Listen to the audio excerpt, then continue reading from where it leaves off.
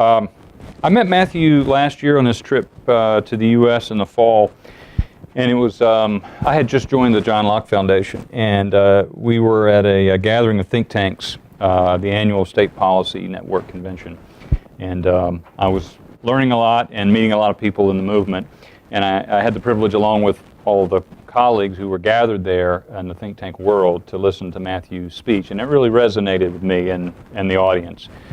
And particularly, it related to me as an American citizen, because we were all feeling very similar sentiments as the British citizens were. And even though at the time we had not had our own 2016 anomaly of elections in Trump, a lot of what he said made perfect sense to the sentiments we were feeling here. And after the presidential election, I asked Matthew if he would come speak to us and to talk about what all that means, the intersection of the political campaign that he ran, the policy implications, and sort of our shared values here from a a principled perspective, from a philosophical perspective, from an economic perspective, and a political one. We have a long history and hopefully a very bright, prosperous future. And so I'm delighted he obviously accepted. He's on a tour of some of the preeminent think tanks in the U.S., and we're proud to have him here at the John Locke Foundation. Matthew is a scholar, he's a published author, a senior fellow at the Legatum Institute, which is a global think tank. But most of you know him for his work as the CEO of the campaign called Vote Leave, which we've all come to refer to as Brexit. And it was highly successful, but certainly by most unexpected. And as a result of his fine work as the executive there and his strategy and his political work, we all know what happened in that referendum. And we are now on the precipice of the British citizens leaving the European Union. So to talk about that and more, please welcome Mr. Matthew Elliott.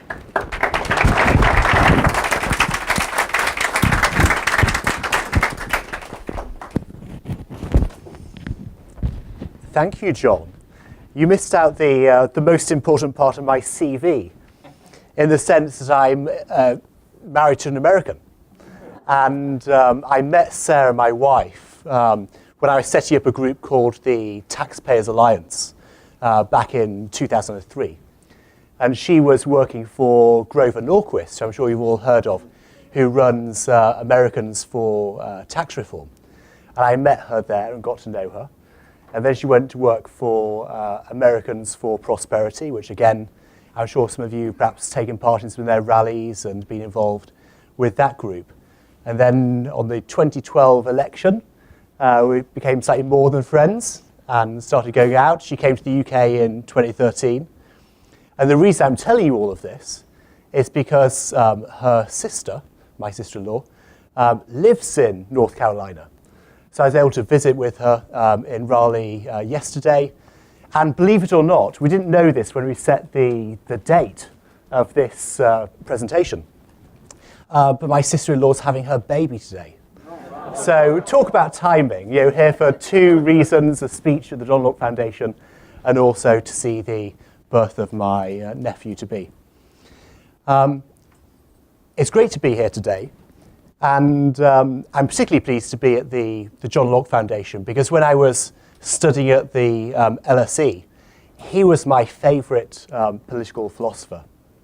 And people often just see him as being a political philosopher. And when you think of philosophers, you think of very long and wordy books, which are sort of difficult to get your head around and difficult to actually see the meaning and the message from them.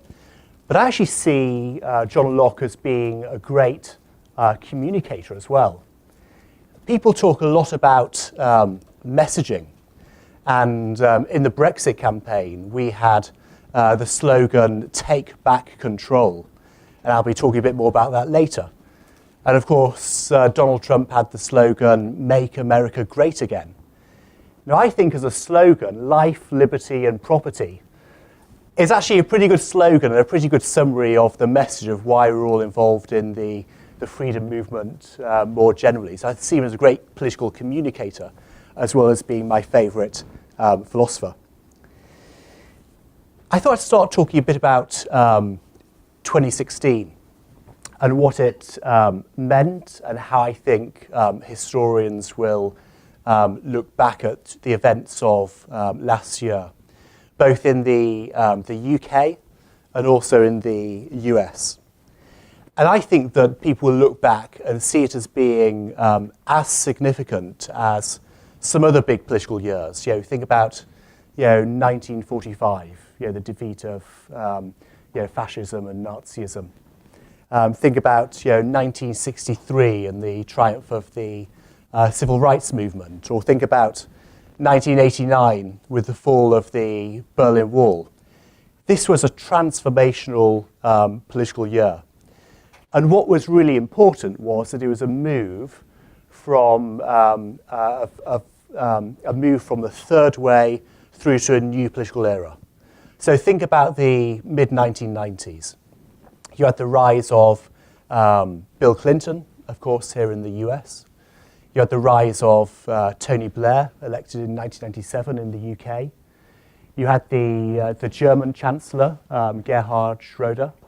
And they all represented this third way of politics, which basically said that we're going to reject both the, as they would see it, the radical free market right, and we're going to reject the radical left, the socialist left. And we're going to have this third way, this centrist way down the middle.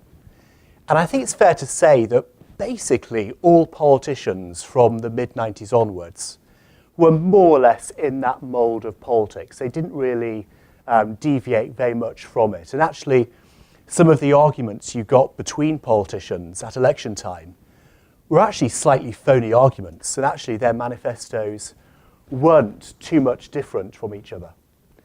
And what we've seen with Brexit, and what we've seen with the election of Donald Trump, and actually what we've seen with the rise of the anti-establishment parties in other European countries, not the traditional parts of the government, the anti-establishment ones, is basically a move into a new political era, a new chapter in world political history.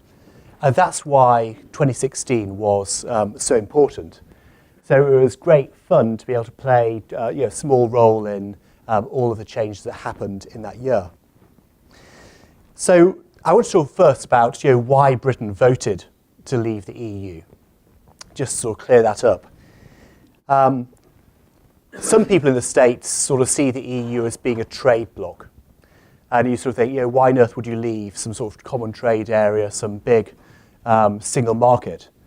The truth is the EU had stopped being a trade bloc a long time ago. So it started out as being a single customs area. But then over time, particularly from the late 80s, early 90s onwards, it basically became a new level of politics within the EU, to the extent to which that we're in a situation now where 60% of the laws that govern the lives of people in the UK originate from the EU every year. So imagine that situation, 60% of the laws governing our lives are coming from a body which we feel is undemocratic, unaccountable, unresponsive to the needs and wishes of UK voters. And of course, that's why people voted to, use that phrase, take back control. They wanted to be able to control the laws governing their lives in the UK once again. And that was the key motivating factor behind Brexit. So when you read sometimes, there is all to do with perhaps migration or some sort of anti-migrant feeling. It wasn't. There's been extensive polls done on this, and basically the key driving force was that issue of sovereignty, and that issue of independence, and taking back control and making Britain more democratic again. And I'm sure that if in the States, if you were part of some sort of, imagine a sort of a North American or North and Central American political union, where 60% of your laws were made by this layer of government above the US. Imagine that situation where you had free movement of people all the way from Panama right through to Alaska. Imagine a situation where the Supreme Court of the US wasn't the Supreme Court, the top court, but actually cases went from the Supreme Court to a court based in Guatemala. Imagine a situation where you had two parliaments for this body. Perhaps one would be based in Cuba and the other one in Mexico or somewhere. And the politicians every month went from one of the parliaments to another at vast cost to taxpayers, making 60% of the laws that govern your lives. I know that you guys wouldn't put up with that and wouldn't see that as being democratic. So it's exactly the same sort of urge that basically meant that the British people voted for Brexit on the 23rd of June last year. Now, of course, there were other factors. I mentioned a few of them. When it came to migration, for example, when the European Union enlarged to include the East European member states in the early 2000s, Tony Blair said that about 13,000 people, that's a quote, 13,000 people a year would come and live and work in the UK from other East European countries. Now, had it been 13,000 people a year, I'm sure that people in the UK wouldn't have minded that. But when it was actually 2.5 million people during the time of the Labour government, that was clearly a system where the government had lost control over migration, and the people didn't like that. They wanted a controlled system of migration. And there were other factors too, to do with, for example, the changes since the financial crisis. I think similarly in the US, British taxpayers very reluctantly went along with the bailout of the banks because they were sold the idea by politicians that it was necessary to keep the economy going. But when it happens that 10 years after the financial crisis, people feel that their standard of living hasn't particularly improved and their job security isn't as good as it could be, people started to doubt whether or not the politicians were truly, really working for their interests, and started to feel that politicians were actually more interested in being part of some sort of international club. And there are lots of stories about UK politicians, hobnobbing in Davos and all this sort of stuff. That wasn't a set of politicians who were putting the interests of the UK people first. That was a big motivating factor as well. On top of all of that, I would like to think we ran a good campaign. I think when you have a margin of victory of, we won by 52%, so it was relatively close, and I think some of that difference was the way in which we campaigned. We had a separate campaign to Nigel Farage, so you may see him on Fox News a lot over here.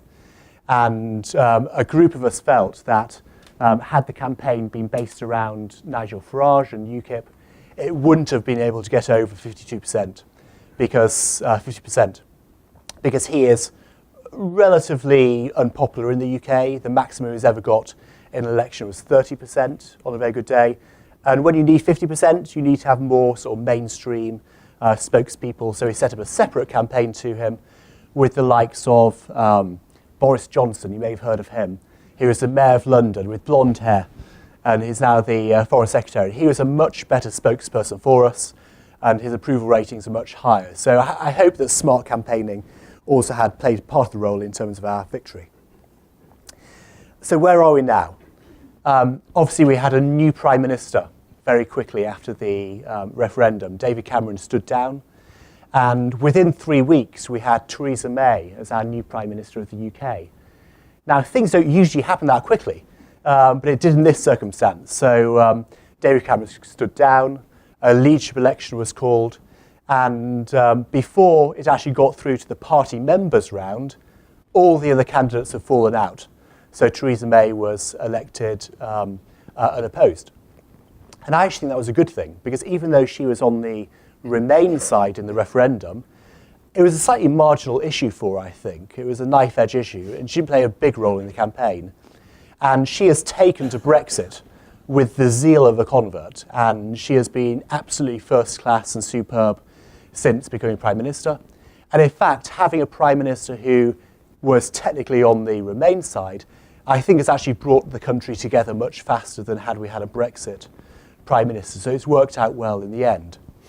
And she's set up 2 new departments. We've got a department for exiting the European Union, which is heading up the negotiations. And we've got a department for international trade. So, of course, we've now got to take back control over trade policy, because that's been done for us by the EU for 40-something years. So she's set that up as well. I think the big thing to note is that we haven't had an economic collapse. During the campaign, you'll remember that all sorts of politicians, from government ministers in the UK to Obama, he came over and spoke to the British people, to groups like the IMF and the OECD and the World Bank. All these sort of groups were saying how there'd be economic collapse when Britain voted to leave. That hasn't happened. We had the highest growth rate of any of the G7 countries in the final quarter of 2016. We're having record levels of foreign investment into the UK. So I think that international investors see a country which is heading in the right direction, becoming more free trading, with a centre-right free enterprise government in place. So that's working out well. And unemployment is still, full employment in the UK. So things are going well economically. And of course, we've got the general election coming up on the 8th of June.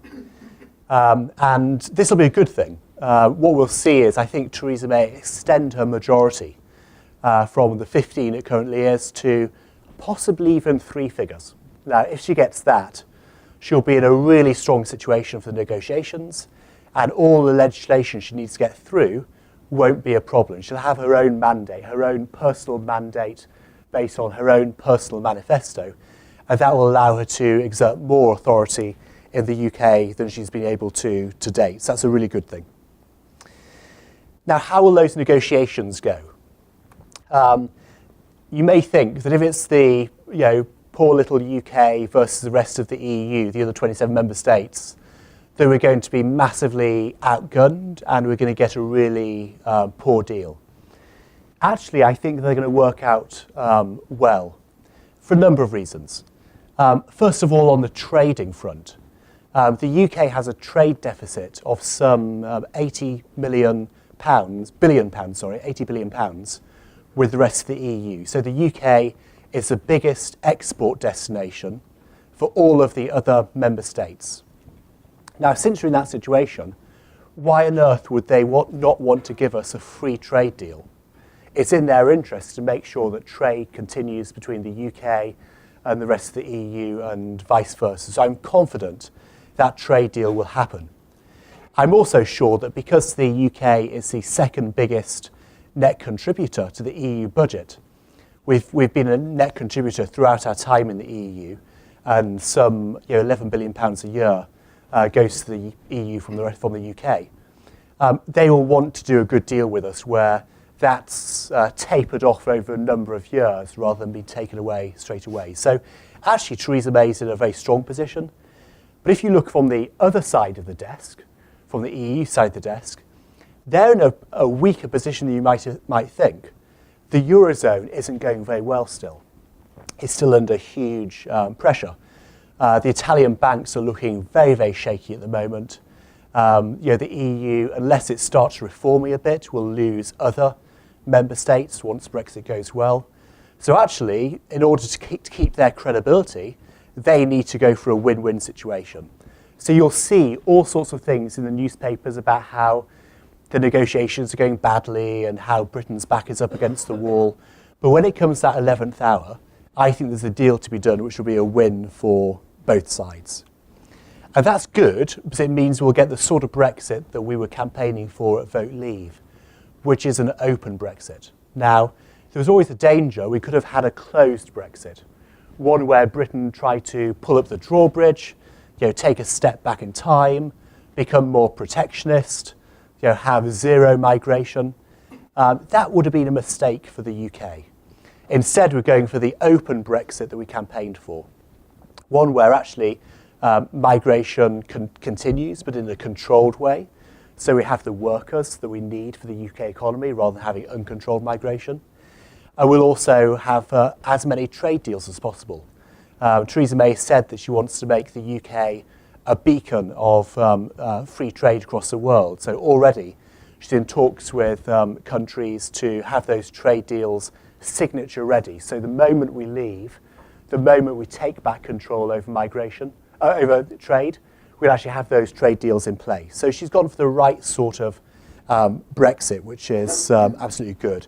And it will really show that Britain is open for business, that Britain wants to have those trade deals and have that international investment going forward. And this brings me on to the final thing I'd like to talk about, which is the importance of free trade. If you know, but this year is the 300th anniversary, I think that's right, 200th anniversary of David Ricardo publishing a very important book that he wrote on the principles of political economy and taxation, which was his big book. And he was a political economist around about 100 years after John Locke. And he was quite an important guy because he talked about the theory of comparative advantage. And this is the economic theory that basically discusses why trade deals are good for countries. And I'm hoping that just like the UK wants to make sure we have the right trade deals, that also that extends to the US as well. And I was really heartened by the fact that during the Brexit campaign, Donald Trump was talking about a US-UK trade deal. And actually after his inauguration, when Theresa May visited him in the White House, again he talked about the importance of US-UK trade. Because for me, trade policy, done right, is actually a huge driver for world prosperity. Now, I don't know if you know how important a trade destination is the UK is for North Carolina. I looked at the figure before coming along here. And actually, $1.4 billion worth of exports go from North Carolina to the UK. And that's actually without a trade deal at the moment. So there's no trade deal at the moment. That figure, I think, would be a lot higher were we to have that trade deal. And I actually think that because the UK and the US are very similar countries economically, with very similar GDPs per capita, that actually there's no reason why there shouldn't be a trade deal. So I hope that will be relatively uncontroversial when it comes to going through Congress when it's approved. And if you think about the wider overlaps between the US and the UK, I don't know if you know, but the UK is the biggest foreign investor in the US economy, just like the US is the biggest foreign investor in the UK economy. And if you're an American who works for an international company, it's more likely to be a British international company and vice versa for Brits working for international companies. And I think generally speaking, we share a lot of similarities when it comes to security and foreign policy, a similar approach to those sort of things. But more generally speaking, I think we share a similar set of philosophies, from those Enlightenment philosophers like John Locke and economists like Adam Smith. They've both been very important to our shared culture. So I hope that post-Brexit, the UK will be able to work much more closely with the UK than we have been able to date. The final point I wanted to make is about the importance of think tanks and policy campaign groups. And I want to finish on this note because there were some people who said that Brexit could never happen. And indeed, it was a very long struggle. It was not only the campaign itself, but the years building up to the Brexit referendum. And they involved many campaign groups and think tanks and the actions of politicians, groups that I didn't play a role in whatsoever. So I was really at the end point in setting up Business of Britain, then Vote Leave. And I think that actually Brexit is a good demonstration of the importance of think tanks and their work in terms of generating new ideas and campaigning for that change. And I've been massively impressed with the John Locke Foundation. The way in which John and his colleagues have organised my visit here today, and the media interviews I've done, the way in which you've publicised the trip. I think the John Locke Foundation has been a really good example of a really, really strong think tank. So thank you, I'll finish off with this, for coming on today, and thank you for all the support you give to the John Locke Foundation.